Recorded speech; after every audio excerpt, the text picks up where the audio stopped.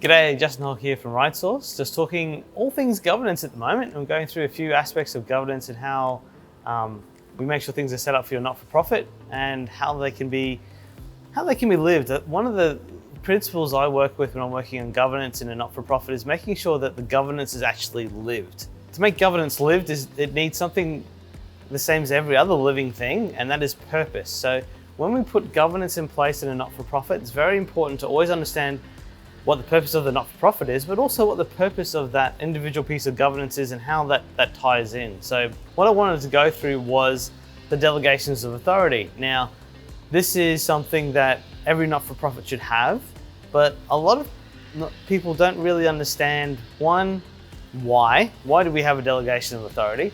And then two, how can that delegation of authority be lived and actually add some value to your not-for-profit? So let's go through that.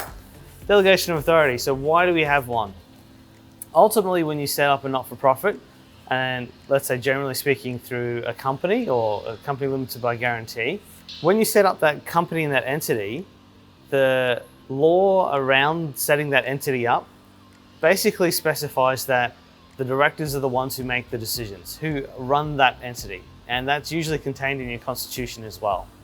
So when you set that entity up, the directors are the ones that are supposed to run it. Now, obviously, as your company grows, as your not-for-profit grows, you'll most likely get some operational staff or a CEO. Now, at that point, the directors want to move out of the operations, start becoming a bit more strategic, and get other people to do stuff.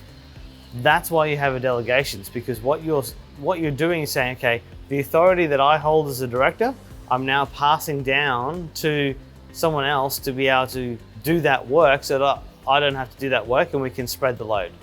That's what a delegation of authority is for. It's to help pass on the legal authority that directors have and allow others to act on behalf of the company and to get the company to do things without the director having to be doing it.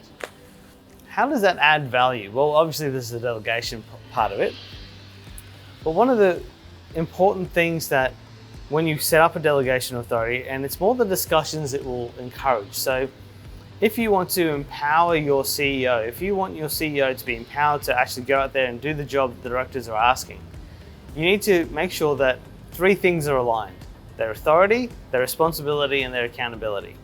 Those three things, if they're aligned, will now allow the CEO or anyone in any position to become more empowered. So when you're doing the delegation of authority, really it's an opportunity to have a discussion with your CEO and go, well, this is the authority that the board wants to give you as a CEO to do. If at that point the CEO believes that the authority they are being given is not the same as what they're responsible for, or potentially the board saying you're responsible for X, but you don't have authority to make any decisions, that discussion and that clarification of those points can help, one, make the CEO feel clear about what their role is, but also it can help take away some of the frustration that can quite often creep in where a board's asking a CEO to do something, but then at the same time saying, well, you don't have the authority to make that decision. So that type of discussion is where the delegation of authority encourages the discussion.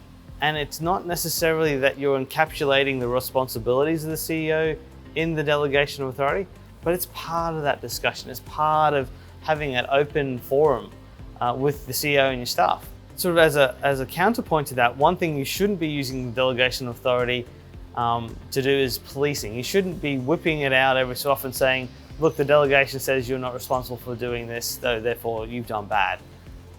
That is a very disempowering thing to do. You want to encourage there to be conversations to understand how you can, like if you've got a CEO working in your not-for-profit, you want to make them be able to add as much value as you can. So you want to have a clear understanding of what they're responsible for and the authority they've got to go and get that done. And these conversations don't happen once. This is a living document. So like any policy that you have in governance, it changes all the time. As your situation changes, your organization changes, so should the document. So it's a living document. So it should encourage you to review this document once a year.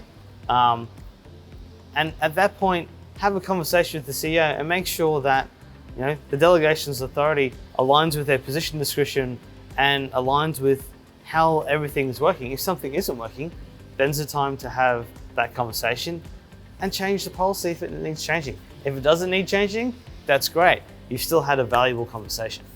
So what should be in a delegation of authority? Well, obviously when we talk about authority, quite often the first thing that springs to mind is your financial stuff. So what the CEO can spend, what they can contract for. Quite often that's talked about in terms of what's in budget and out of budget, but there's a lot of different ways you can do it. It's really about encapsulating what the CEO is allowed to go and authorized to spend. But other things that can be in there too are who's authorized to talk to the public and communicate with the public, who's organized to discuss legal proceedings, who hires and fires employees. Does that include any other executive staff or direct reports to the CEO? It can really be as detailed or as simple as you want it. It's really about what role you're asking the CEO to play. There are some things, of course, the board can't delegate. So things like workplace health and safety, that remains with directors. They can definitely get others to help with it, but ultimately the responsibility remains with the directors. Some things the directors tend to not like to delegate. For example, insurance is quite often left at the board level. So the CEO might help compile and organize insurance quotes, but ultimately the directors quite often want to have that final input into whether the insurance is appropriate for the risk management and other obligations of the entity. And of course, directors' duties can't be delegated. So directors still hold the responsibility for the diligent management of the company. So that's still their job and they can't pass that on to somebody else. So that is simplistically what a delegation of authority is, why you do it. It's a simple document, it doesn't have to be complicated, and it's just explaining what the directors are giving the CEO authority to do.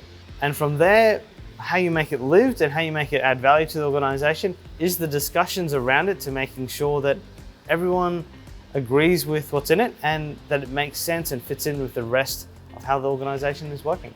That's it for today's video, just talking about delegations of authority. If you like what you see here, definitely feel free to subscribe, or if you've got any comments or questions, chuck them down below. Happy to answer any questions that people might have.